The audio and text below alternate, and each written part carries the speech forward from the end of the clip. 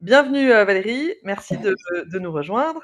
Je suis ravie, de t'accueillir Valérie, d'autant plus que tu es déjà intervenue, hem, auprès, de nos avocates lors d'un dîner. Quelques mots sur Justifit, puis ensuite te présenter et ensuite je te passerai la parole, pour, une présentation à peu près de 45 minutes, c'est ça? Quelque chose Ouais. comme ça, Valérie?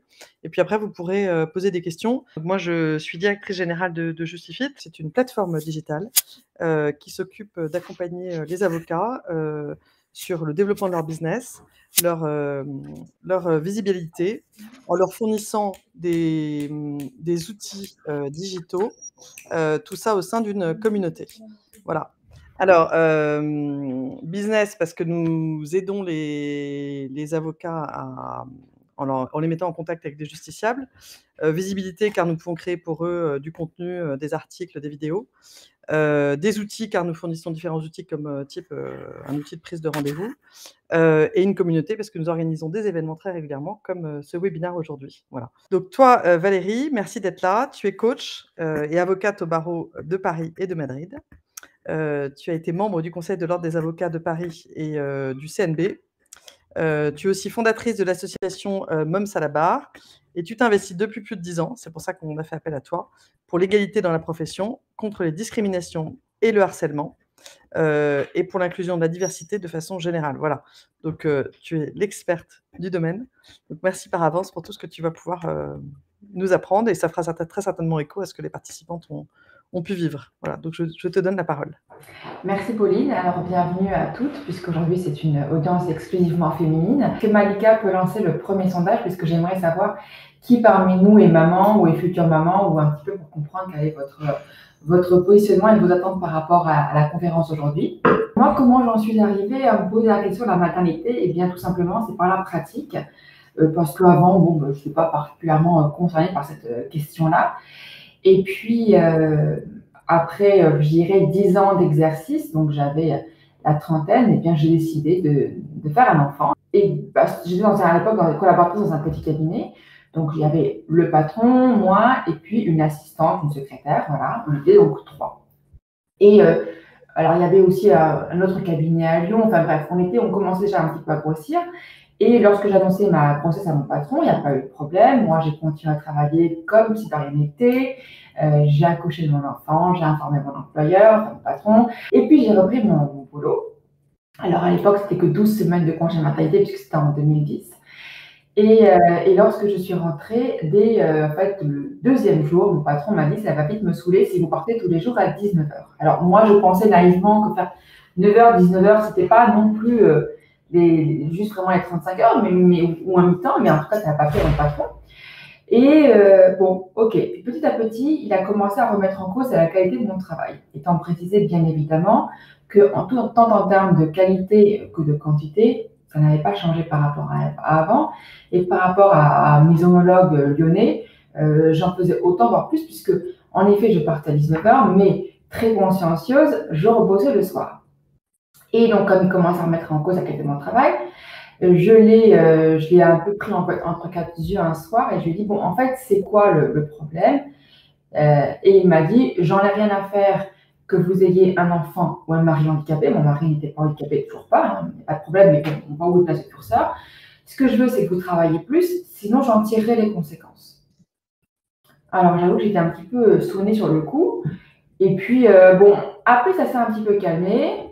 Et évidemment, le naturel revenant en galop, il est reparti dans ses reproches. Je précise aussi qu'il était question que je m'associe avec eux, avec lui et notre confrère lyonnais, avant ma grossesse, et que subitement, maintenant, on m'a dit qu'on comprenait que mes priorités aient pu changer. Alors, j'ai bien spécifié que je n'allais pas accoucher de mon ambition ou de mon cerveau sur la table d'opération. Ça n'a pas manifestement convaincu.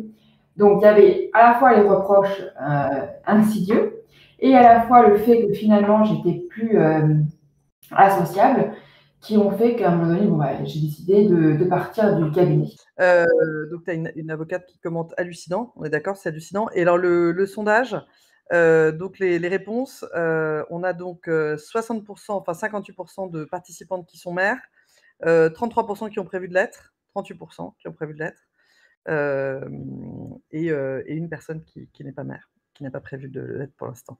Voilà, je te redonne la parole. Enfin, donc j'ai posé ma démission et comme je n'ai pas pour habitude de me laisser faire sans réagir, et du coup je me suis dit mais c'est quand même dingue, alors à l'époque on devait être, je sais pas, 25 000 avocats au barreau de Paris, on est près de 60 000 en France, un petit peu moins à l'époque donc, mais on se sent, alors certes il y a quand même des syndicats, mais je me sentais vraiment seule dans cette difficulté. Alors je me suis dit, bon, je ne suis quand même pas la seule maman avocate, donc c'est là que j'ai eu l'idée de créer Moms à la barre.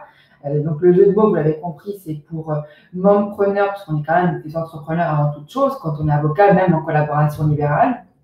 Et puis à la barre pour le tribunal.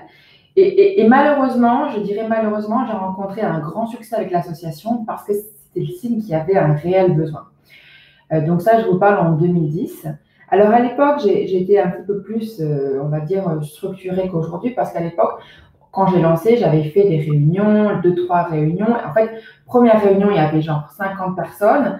Et au fur et à mesure, il y avait de moins en moins de personnes. Et j'ai compris en réalité que les conducteurs avaient besoin d'une présence, qu'on réponde à leurs interrogations. Donc, c'est ce que j'ai fait. Je réponds à vos interrogations par le site internet qui est déjà assez complet. Et puis, dès que vous me sollicitez, je réponds. Mais voilà, donc je me suis dit, les réunions, ça ne sert finalement pas à grand-chose. Donc, voilà, c'est vraiment une présence en ligne et à la demande. Et je n'ai pas non plus voulu de système d'adhésion. J'anticipe tout de suite une éventuelle question en ce sens. Je n'ai pas voulu de système d'adhésion parce que je ne veux pas de quelque chose qui enferme, qui vous oblige et qui aussi conditionne à l'aspect financier. C'est un choix qui est totalement bénévole de ma part et je n'ai pas voulu que vous sentiez obligé de payer quelque chose. Voilà. Donc, j'ai vraiment voulu que ce soit le plus libre d'accès pour celles qui en ont besoin parce que c'est un service. Et donc, voilà, c'était un choix vraiment de ma part. Voilà, donc c'était les quelques mots pour vous expliquer pourquoi Moms à la barre. Alors, pour continuer dans ma présentation en tant que... Ça, c'était ma première grossesse, mon premier enfant, c'était en 2010. Et puis, 2 ans après, une fois que j'étais à mon propre compte, installée en tant qu'animatrice individuelle. Et puis, aujourd'hui, donc, ils ont 10 et 12, puisque vous savez bien compter, c'est assez facile, 2010 et 2012. Ils sont 10 et 12 maintenant.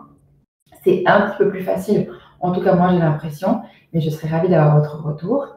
Et voilà, et donc ensuite de ça, j'ai voulu faire changer un petit peu les choses et pour cela, j'avais conscience qu'il fallait être un petit peu au cœur du réacteur. Donc c'est pour ça que je me suis présentée aux élections du Conseil d'Europe de Paris en 2013. J'ai été élue pour mandature 2014, 2015 et 2016, puis au CNB pour 2018, 2019 et 2020. Et voilà, aujourd'hui, je suis libérée de tout mandat professionnel et je me consacre exclusivement à mon cabinet pour le développer parce que mine de rien, entre les enfants et les mandats, ça laisse pas beaucoup de temps.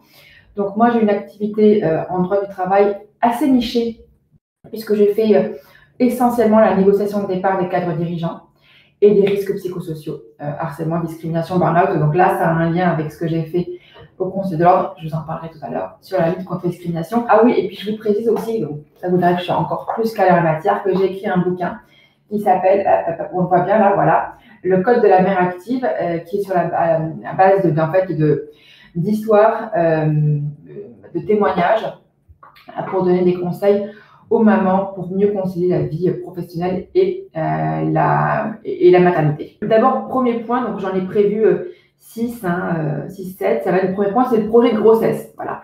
Donc il y en a qui ne sont pas encore mamans, qui ont prévu le tête. C'est quoi le meilleur moment pour être maman? Surtout, c'est quoi le meilleur statut? Est-ce que c'est mieux d'être collaboratrice? Est-ce que c'est mieux d'être indépendante? Est-ce que c'est mieux d'être associée? En réalité, quand ce soit le statut professionnel ou le timing, n'a jamais d'idéal. Il faut, quand vous avez envie ou quand ça arrive, il faut vous lancer et puis vous verrez bien.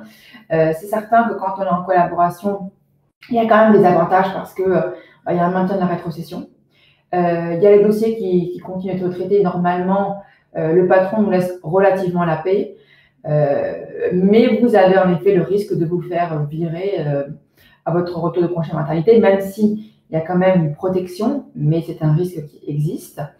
Quand vous êtes à votre compte, le problème c'est que vous êtes complètement libre, mais en revanche, vos clients, ils n'en ont rien à faire que vous soyez en train d'allaiter, en train de vous remettre d'un accouchement difficile, ils n'en ont rien à faire. Ce qu'ils veulent, ils peuvent être tolérants quelques instants, c'est certain, mais ce qu'ils veulent, c'est que leur dossier avance, dans des affaires qui sont très sensibles, à un moment donné, la table ne s'arrête pas de tourner. Donc, c'est la flexibilité, mais c'est aussi des contraintes. Et surtout, vos charges continuent de courir pendant votre arrêt maternité. Donc, c'est assez compliqué parce que vous ne pouvez pas facturer, ça j'en parlerai tout à l'heure, mais en revanche, les charges continuent de courir. Donc, ce n'est pas non plus l'idéal, mais ça offre, c'est certain, une grande flexibilité. Et puis après, être associé, ça permet en effet d'être dans une structure, que vos dossiers soient traités en votre absence par la structure, par les collaborateurs ou associés de la structure. Néanmoins, vous avez aussi des comptes à rendre à vos associés, donc ce n'est pas non plus l'idéal. Bref, vous l'avez compris, il y a des avantages et des inconvénients à chaque situation. Donc, avancez. Et puis, au pire, ça ne se passe pas bien, vous faites virer de votre collaboration, vous faites virer de votre association. Je vous dirais que ce n'est pas la fin du monde parce que une collaboration, une association ou un cabinet, en tout cas, on en retrouve. En revanche, un enfant, c'est plus compliqué à refaire. Donc, voilà, je pense que les priorités, il faut vraiment bien les mesurer. Donc, ça, c'est pour le projet de grossesse. Ensuite, l'annonce de la grossesse. Alors, on veut que ça se passe bien, on veut d'y aller, voilà, ne pas avoir l'impression, ne pas donner l'impression qu'on est un avocat et qu'on se préconstitue. Néanmoins, je vous conseille quand même de le dire à l'oral. Les associés, en tout cas, allez les trouver et puis vous partez à la professionnelle et puis vous leur annoncez. Mais derrière, je vous conseille quand même de le formaliser par un mail, même si vous avez après la possibilité, si vous vous faites virer lorsque vous annoncez la grossesse, de le démontrer, de démontrer que vous étiez déjà en état de grossesse et donc ça vient annuler puisque la mesure de rupture prise, parce que comme vous le savez, vous avez une protection au moment de la grossesse et pendant les semaines qui suivent votre retour de congé maternité. Mais en tout cas, moi, je vous conseille vraiment vivement de ne pas vous contenter de le dire à l'oral. Vous le dites à l'oral, mais derrière, vous le formalisez avec un mail super sympa. Cher truc muche, comme je viens de te le dire, je te confirme que je suis enceinte et que donc mes dates de congé maternité envisagées sont de telle date à telle date. Comme ça, lui, il n'a pas, ou elle, n'a pas l'impression que vous vous préconstituez, mais surtout en communiquant les dates, ça lui permet à lui ou à elle de s'organiser et ça montre aussi que vous êtes corporel, que vous êtes investi dans le cabinet et que vous, ok, c'est un élément qui est là, mais que vous allez tout faire pour faciliter la bonne poursuite de l'activité du cabinet. Est-ce, Valérie, il faut le dire à quel moment, après 3 mois de grossesse ou à quel moment il faut le dire? Alors ça, c'est très personnel. Par précaution, c'est vrai que c'est toujours mieux de le dire. Moi, je sais qu'il y en a plein qui préfèrent le dire une fois que les 3 mois sont révolus. Maintenant, il y en a qui ont des grossesses qui sont compliquées. Quand vous avez passé votre temps à vomir, à un moment donné, il vaut mieux le dire. Donc, c'est vraiment en cas par cas. Je sais qu'il y a ceux qui ont toujours un petit peu peur et qui vont vraiment attendre les 3 mois révolus. Ça, c'est comme vous le sentez. En tout cas, ce qui est important, c'est je pense, c'est vraiment de le formaliser par écrit, même si derrière, vous pouvez le justifier, mais c'est toujours plus compliqué après de le démontrer, alors que quand vous l'avez formalisé, c'est plus simple. Donc, avant ou après 3 mois, c'est pas très grave, mais formalisez quoi qu'il en soit. Ok. Alors, sur la grossesse, là encore, j'insiste, on veut toujours montrer qu'on reste des avocates tout à fait capables, qu'on mérite, et donc souvent, on en fait beaucoup trop. Et je plaide coupable, je suis moi-même la première dans ce sens-là. Donc là encore, on fait passer notre activité professionnelle au détriment de la santé de notre enfant et de la nôtre. Donc on fait des audiences partout, on cravaille partout parce qu'il faut démontrer au cabinet que non mais c'est bon, je suis pas malade, je suis juste enceinte. Ouais, mais attention, ménagez-vous parce qu'il y a quand même beaucoup de cas de risques psychosociaux aussi chez les avocats, mais aussi d'accouchement prématuré parce que forcément, à force de crapahuter des audiences aux 4 coins de la France, ça fait travailler un petit peu plus le corps et le col. Donc, on va quand même s'éviter une naissance prématurée qui d'ailleurs viendrait rallonger le congé de maternité, en tout cas l'absence du cabinet, donc qui, in fine, ne facilite pas le cabinet. Donc, si vous avez du mal à penser à vous, pensez au cabinet pour vous obliger à vous ménager parce que plus vous allez vous ménager, plus vous allez tenir longtemps dans la grossesse et donc plus l'arrêt finalement sera limité. Ce qui est très important aussi de comprendre, c'est la façon dont se goupille le congé maternité et le congé pathologique. Donc, le congé pathologique, c'est quand vous vous arrêtez parce que la grossesse est compliquée et que donc votre médecin vous prescrit un arrêt. Attention, vous avez une période dite de maternité qui entoure donc la date présumée d'accouchement, la fameuse DPA, date présumée d'accouchement. Et si vous prenez votre congé pathologique dans les semaines qui précèdent la DPA, elle va rentrer dans le cadre de la période dite de maternité. Et donc, elle ne va pas rallonger votre congé de maternité, mais elle va venir se confondre. Et donc, elle va réduire d'autant votre congé maternité. Quand vous êtes en congé maternité, que donc vous cessez, vous stoppez votre activité professionnelle, vous pouvez demander à l'ordre, ça c'est très important, donc de venir amputer d'autant en fait un prorata, de vos cotisations ordinales et de l'RCP, puisque comme vous n'avez pas d'activité professionnelle à ce moment-là, vous n'avez pas lieu d'avoir une RCP ou une cotisation ordinale. Donc vous pouvez par l'assistance sociale de l'ordre, je ne sais plus par quel service en tout cas, mais pensez à cette démarche-là qui est quand même super utile parce que ça vous fait quand même quelques économies et franchement, c'est quand même pas négligeable. Alors, donc je reviens sur le cumul patho et maternité. Donc, le congé maternité. Alors, quand vous êtes enceinte, moi, je vous conseille très vivement de vous rapprocher de l'ordre de l'assistante sociale. À l'ordre des avocats de Paris, comme nous sommes un gros barreau, nous avons une assistante sociale qui va vous fournir un tableau, une frise chronologique avec les différentes périodes. Elle va prendre en référence votre DPA, votre date présumée d'accouchement, et va calculer la période de maternité. D'accord? Comme ça, vous aurez là très précise au sens de la sécurité sociale, parce que alors là, merci, accrochons-nous, c'est quand même pas simple. Et donc, vous avez la période, qui est une période de 12 semaines dite de maternité. Donc, si vous prenez votre congé, alors, admettons, alors je vais vous faire un petit schéma. Donc, alors, nous avons là, la conception, on va dire, et là, la fin, le retour du congé maternité, la DPA. Et donc, en orange, la période dite de maternité. Donc, si vous devez prendre un congé pathologique, il faut le prendre dans cette période-là, d'accord? Avant la période dite de maternité, parce que sinon, ça va venir se confondre. Et donc, il faut d'abord prendre du patho en début de grossesse. Quand vous arrivez à la période de maternité, vous ne vous arrêtez surtout plus, sinon ça va venir en déduction de votre congé maternité. Et après, alors les cas de patho post-accouchement sont plutôt rares. C'est plutôt en cas d'hospitalisation de l'enfance que je ne vous souhaite pas. Donc, si vous voulez prendre du patho, vous le prenez bien avant, dans les premiers mois de la grossesse. Voilà. Revenons-en au retour de congé matin, puisqu'on a un congé maternité. Et maintenant, il faut bien revenir à un moment donné au cabinet. Alors, dans le cadre de mon élection au conseiller de santé de Paris, pour Mme Salabar, j'avais en 2013 donc, fait une enquête sur l'impact de la maternité dans les cabinets, dans la carrière d'avocate. 62% qui ont des difficultés à concilier carrière et vie personnelle.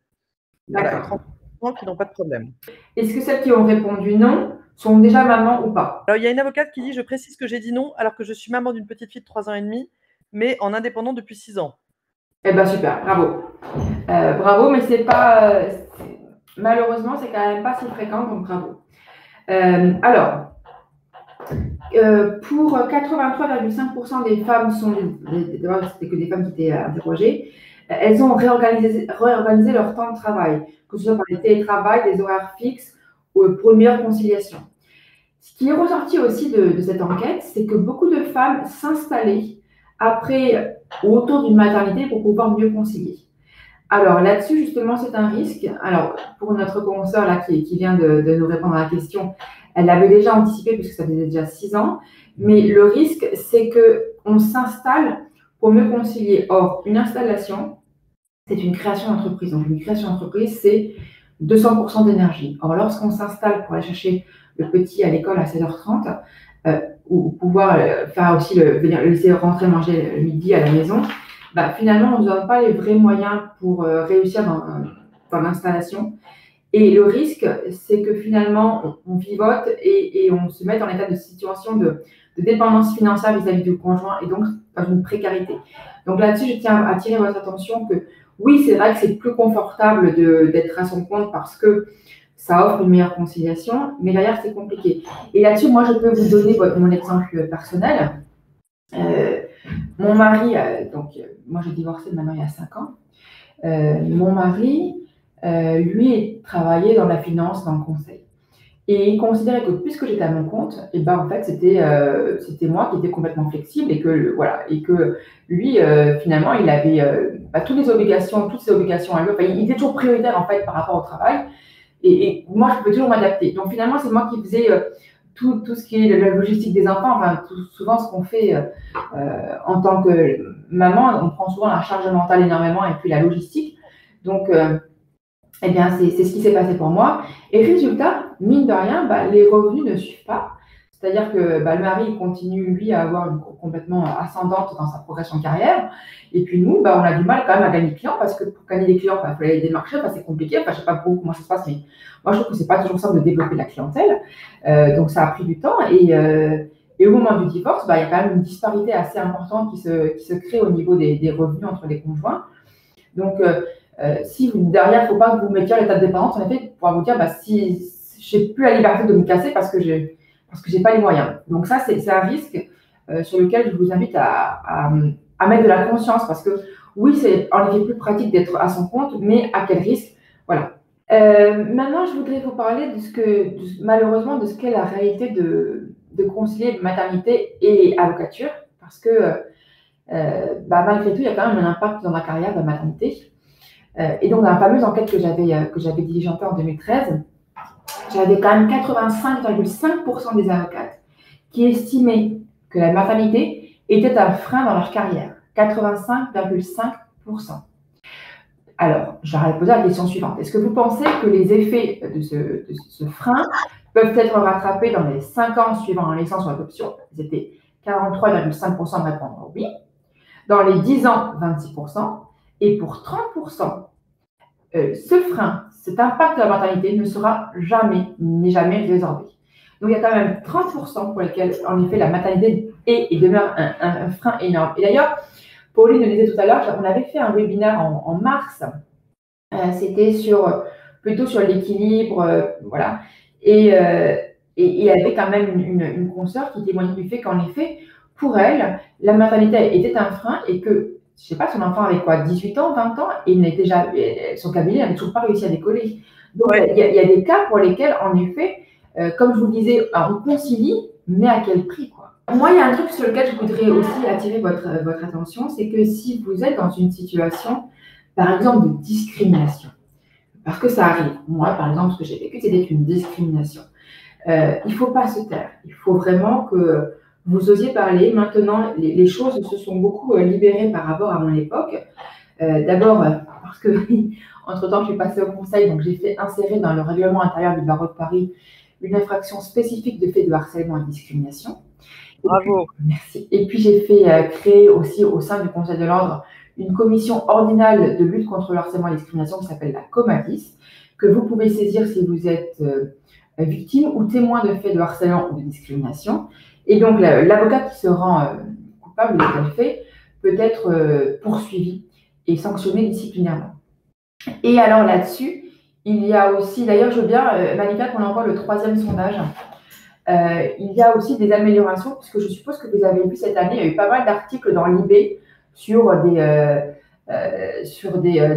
confrères, des éminents confrères, en tout cas des confrères réputés de la place qui auraient des comportements un petit peu, on va dire, abusifs à tout le moins dans le management de leur cabinet.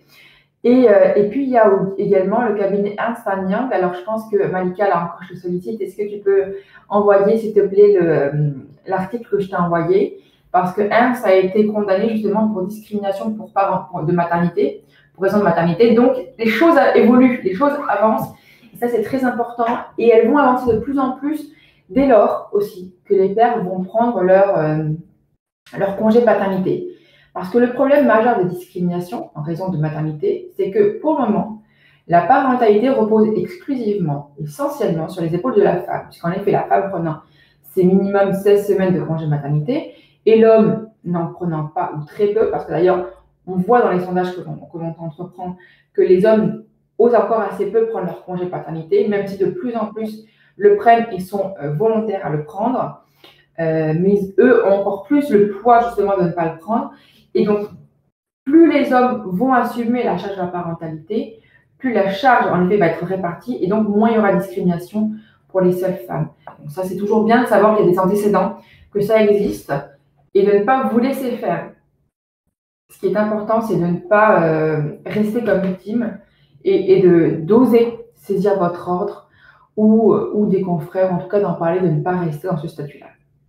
Ah, il y a une avocate, Valérie, qui témoigne, je partage parce que c'est intéressant pour tout le monde, qui dit: «Tout a un prix, favoriser sa carrière sur sa famille ou prioriser sa famille par rapport à son travail, les 2 se valent.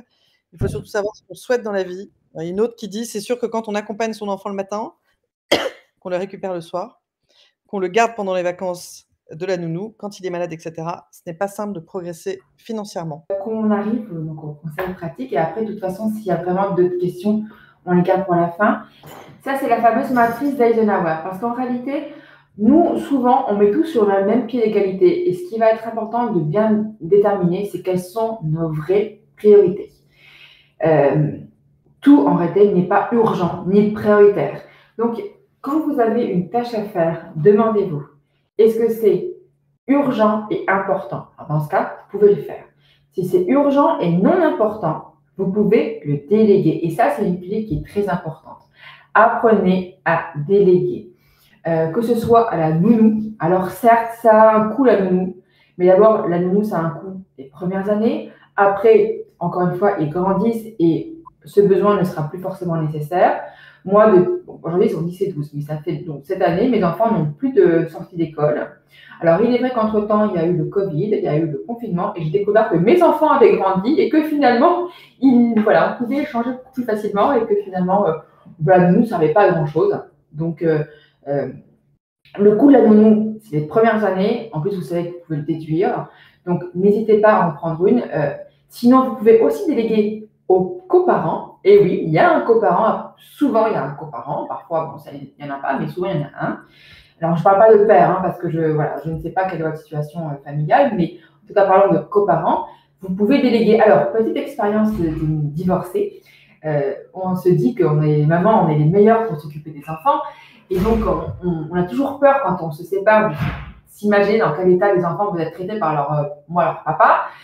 Oui, c'est jamais fait comme nous on veut. C'est comme la femme de ménage, c'est comme le collaborateur ou la collaboratrice, c'est comme la nounou. Mais l'important, finalement, c'est que c'est fait.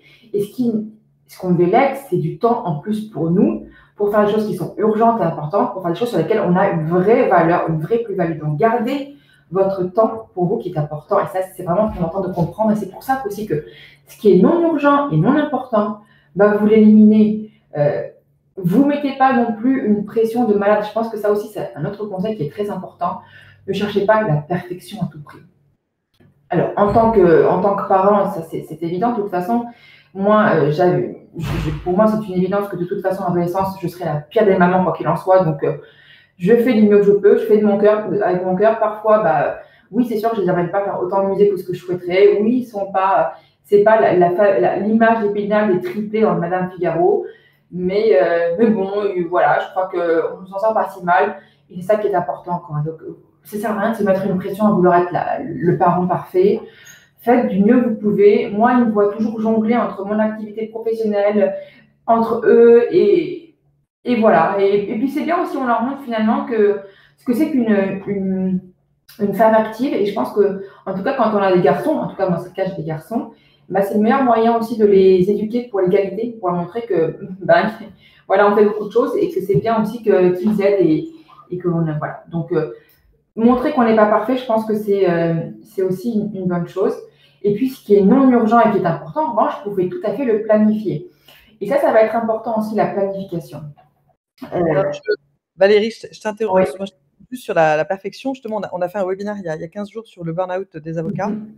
Et finalement, il y avait 95% de femmes, parce qu'elles ont l'air de conscientes qu'elles font des burn-out, ou alors elles ont des vies qui font qu'elles…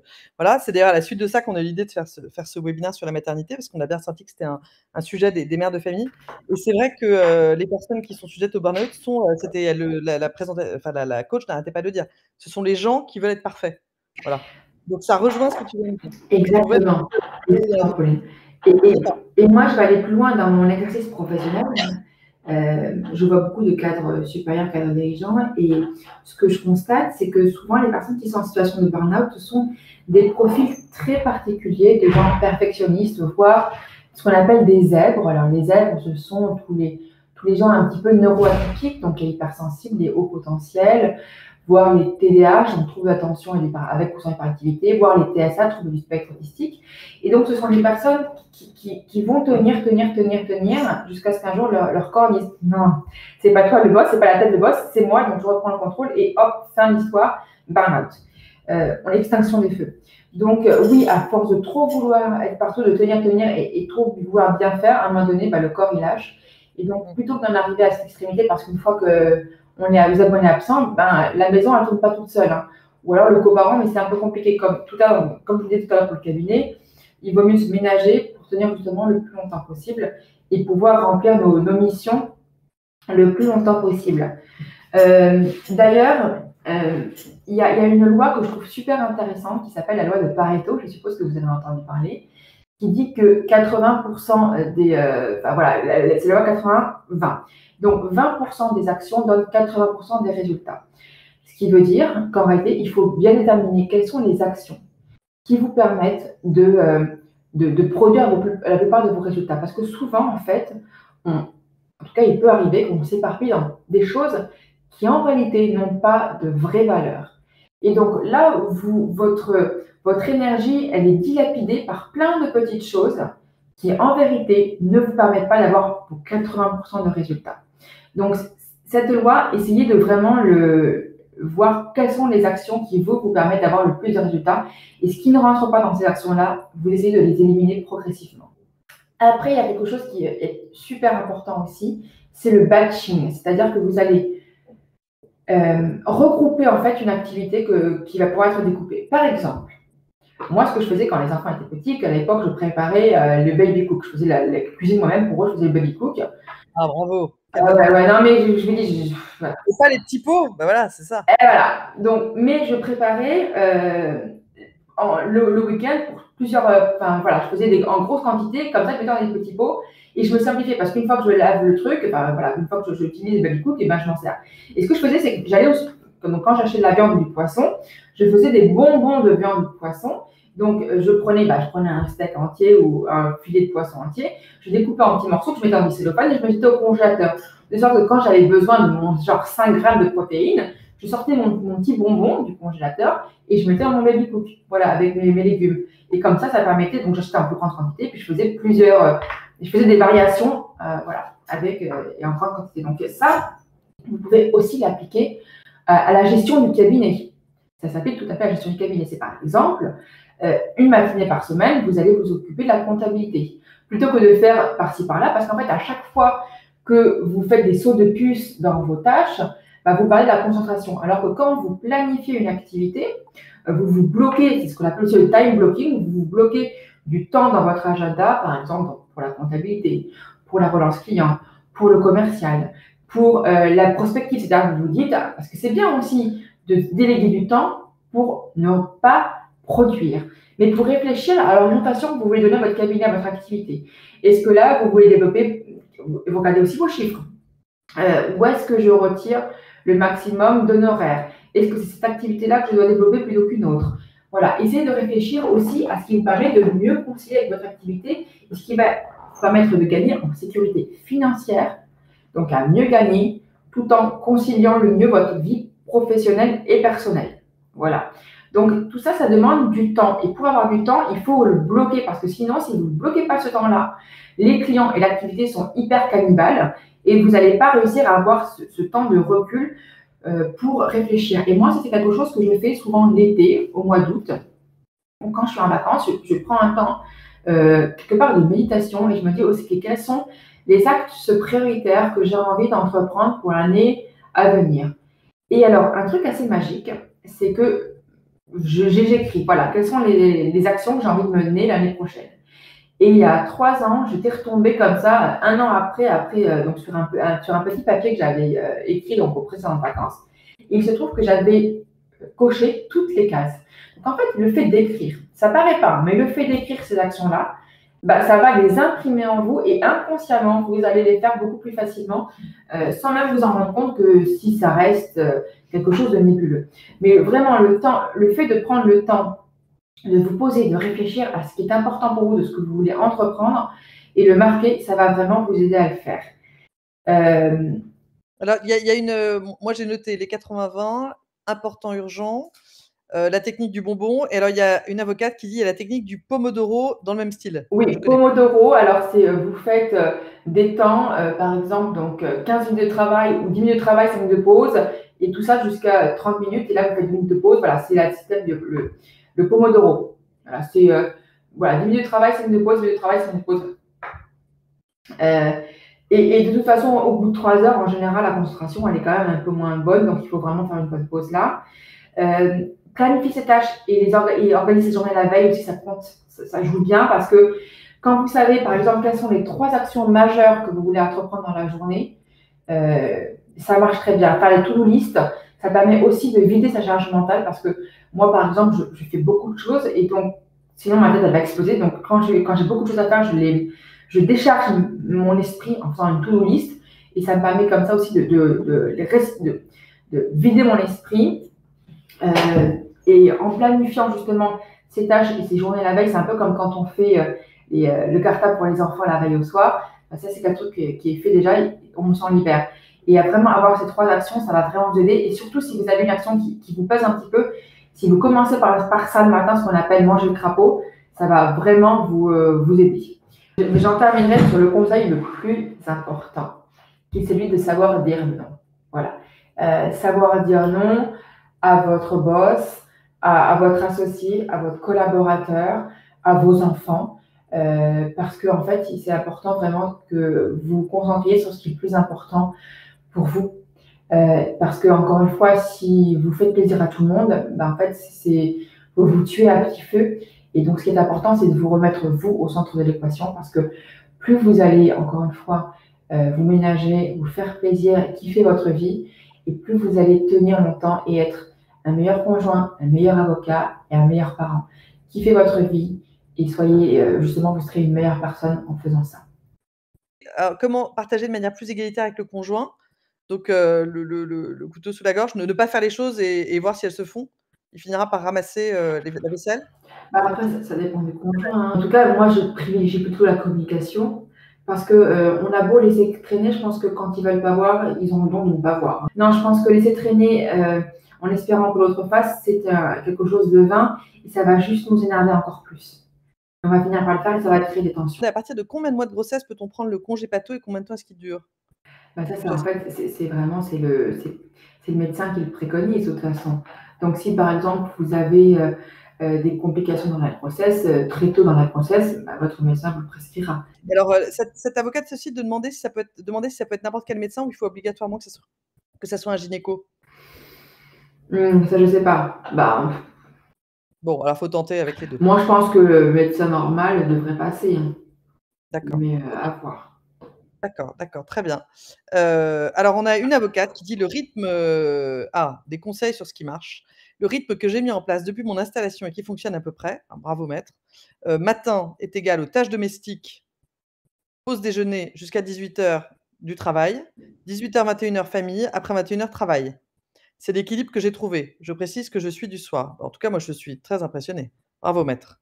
Cette avocate dit: «Conseil est un grand mot», ça me convient à moi en tout cas. Bon moi je suis très impressionnée. Oui, parce que du coup, de 21h jusqu'à quelle heure? Et le sommeil commence par le sommeil, parce qu'après, voilà, attention aussi, parce que plus on travaille tard, plus la qualité de sommeil peut être compromise. Et au final, la fatigue, elle s'installe. Et on n'a pas l'impression, c'est insidieux, hein, mais bah, moi, quand j'ai cumulé tout ça, au final, bah, il y a 5 ans, j'ai fait un burn-out. Donc, ouais, il faut vraiment.